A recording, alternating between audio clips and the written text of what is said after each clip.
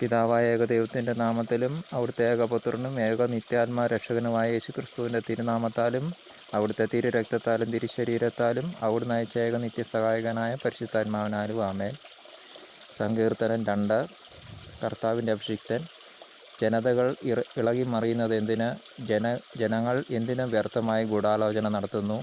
കർത്താവിനും അവിടുത്തെ അഭിഷിക്തനുമെതിരെ ഭൂമിയിലെ രാജാക്കന്മാർ അണിനിരക്കുന്നു. ഭരണാധിപന്മാർ കൂടിയാലോചിക്കുന്നു. അവർ വച്ച വിലങ്ങുകൾ തകർക്കാം, അവരുടെ ചങ്ങല പൊട്ടിച്ച് മോചനം നേടാം. സ്വർഗത്തിലിരിക്കുന്നവൻ അത് കേട്ട് ചിരിക്കുന്നു. കർത്താവ് അവരെ പരിഹസിക്കുന്നു.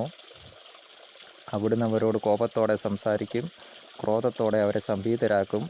എൻ്റെ വിശുദ്ധ പർവ്വതമായ സിയോനിൽ ഞാനാണ് എൻ്റെ രാജാവിനെ വാഴിച്ചതെന്ന് അവിടുന്ന് അരുളി ചെയ്യും. കർത്താവിൻ്റെ കൽപ്പന ഞാൻ വിളംബരം ചെയ്യും. അവിടുന്ന് എന്നോട് അരുളി ചെയ്തു, നീ എൻ്റെ പുത്രനാണ്, ഇന്ന് ഞാൻ നിനക്ക് ജന്മം നൽകി.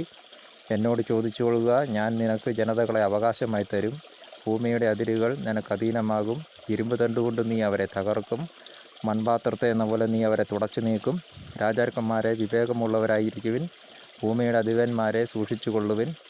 ഭയത്തോടെ കർത്താവിനെ ശുശ്രൂഷ ചെയ്യുവിൻ, വിറയലോടെ അവിടുത്തെ പാദം ചുംബിക്കുവിൻ. അല്ലെങ്കിൽ അവിടുന്ന് കോപിക്കുകയും നിങ്ങൾ വഴിയിൽ വെച്ച് നശിക്കുകയും ചെയ്യും. അവിടുത്തെ കോപം ക്ഷണം കൊണ്ട് ജ്വലിക്കുന്നു. കർത്താവിൽ ശരണം വയ്ക്കുന്നവൻ ഭാഗ്യവാന്മാർ.